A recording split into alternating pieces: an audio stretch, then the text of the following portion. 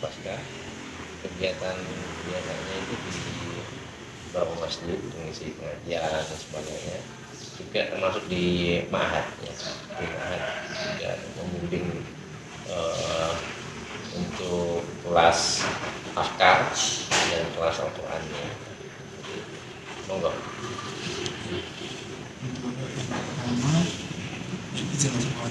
Ya. Yang pertama, menurut saya sendiri apa yang bisa lakukan haji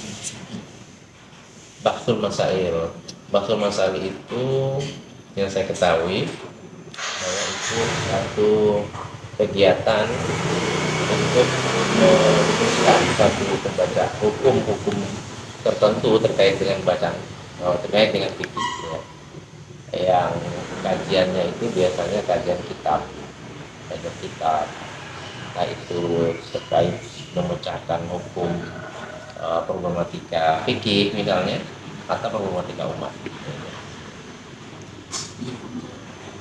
Berdasarkan penjelasan tadi, menurut Ustaz, seberapa penting dilakukan majelis bahsul masail? Sangat penting, karena dalam hal keislaman ya, hukum terkait dengan ibadah itu perlu diketahui rujukan dasar dari Al-Quran maupun Al-Hadis, agar setiap amalia atau setiap hukum yang kita lakukan ya, itu tidak lepas dari dasar-dasar hukum Al-Quran itu. Itu selanjutnya saya akan menanyakan tentang studi kasus. Untuk yang pertama itu, misalkan untuk kita lupa, misalkan sholat sebelumnya lupa, nah itu bagaimana cara mengkodoknya? Terkait kan ada pendapat yang mengatakan mulai dihitung dari umur balik, ada juga yang mengatakan sholat obat saja untuk mengangsur golongan sholat. Qadha sholat tidak seperti qadha puasa ya. Kalau qadha sholat itu dianggap boleh diqadha sholatnya jika memenuhi syaratnya itu misalnya uzur sholat ya, kita tidak melakukan sholat itu dimaksud untuk dua hal saja, antara lupa atau dia tidak sadar ya, lupa atau tidak sadar ya. Kalau misalnya karena lupa, misalnya serasa saya sudah sholat kok belum, misalnya ragu dia, kayaknya saya tadi belum sholat misalnya, baru ingat setelah di luar waktu sholatnya. Dia biasanya sholat zuhur berjamaah, suatu ketika sudah waktu asar dia baru ingat dia bahwa iya saya itu belum sholat zuhur, tapi tadi serasa sudah gitu. Nah itu boleh dia qadha sholatnya ya. Atau misalnya karena tidak dalam keadaan sadar, misalnya kasus subuh, biasanya kita kan bablas bangunnya itu sudah lewat waktu subuh, maka kewajibannya itu pada saat dia sadar itu, maka pada saat dia sadar, dia bangun dalam keadaan sadar, dia wajib untuk melaksanakan sholat. Nah sholat yang dilakukan pada saat itu qadha namanya, karena di luar waktu sholatnya ya. Kalau di dalam waktu sholat namanya ada.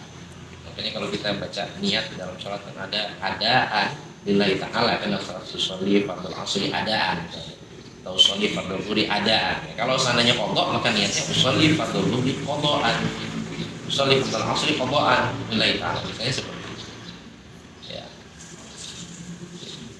Lalu selanjutnya, misalkan tadi ada ujian misalkan keadaan sakit Ya. terus meninggal, dan sebelum meninggal itu karena keadaan sakit belum bisa melaksanakan sholatnya. Nah, ketika meninggal apakah keluarga ini wajib untuk mengqadhakan sholat? Ya, qadha sholat itu hanya yang dilakukan oleh perseorang, personal itu.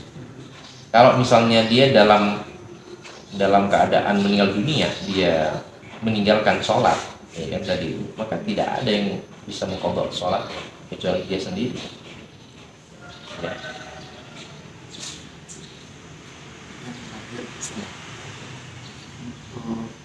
Ada pendapat yang mengatakan bahwa meninggalkan perkara sunnah demi perkara yang wajib. Nah, itu untuk pelaksanaan sholat qadha, apakah tetap melaksanakan sholat rawatib terlebih dahulu atau langsung qadha sholat? Melaksanakan qadha sholat, ya, segera pada saat tadi kasusnya saya katakan subuh tadi ya. Kita bangun subuh, kita lihat sudah jam 7 ini, udah pasti lewat waktu subuh kan. Biasanya kasusnya anak kos-kosan tuh biasanya 14 subuhnya. Segera wudhu, segera sholat, itu namanya hal, segera. Ya, jangan ditunda-tunda lagi. Nah, kalau dia menunda lagi, termasuk lalai dalam sholat. Nah, jadi lalai yang dimaksud di sini adalah dia memperlambat kewajiban dia untuk melaksanakan ibadah sholat, misalnya. Lalai dia kalau sudah waktunya, nanti aja main game misalnya, sampai lewat waktunya, tidak ada pondok bagi mereka, karena dia meninggalkan sholat konteksnya karena sengaja main game seharian bablas sampai azan asar. Pondok aja, enggak ada pondok, tidak ada pondok bagi mereka yang lalai, yang meninggalkan sholat karena lalai. Tapi ada pondok jika tadi dua kemungkinan, karena lupa atau karena dia dalam keadaan tidak sadar. Ya, karena lupa boleh dia pondok, karena misalnya tidak sadar, baru setelah sadar dia, atau ada hal-hal yang menghalangi dia untuk sholat misalnya, maka dia wajib untuk mempondok. Tapi alasannya tadi bukan karena lalai ya. Kalau karena lalai, memperlambat, nanti aja sholatnya, nanti aja sampai lewat waktunya, tidak ada pondok bagi mereka, tidak ada pondok. Termasuk yang tadi meninggal dunia karena mungkin bukan karena sakit. Kalau karena sakit, bagi laki-laki sakit pun tetap wajib sholat. Sakit pun tetap wajib sholat, karena uzur sholat itu bukan sakit ya. Antara dua aja uzur tadi, lupa atau tidak sadar. Terima kasih Ustaz atas sekian materinya, dan mohon maaf apabila mungkin ada perkataan yang Ya, tidak ada. Terima kasih. Gitu. Assalamualaikum warahmatullahi wabarakatuh.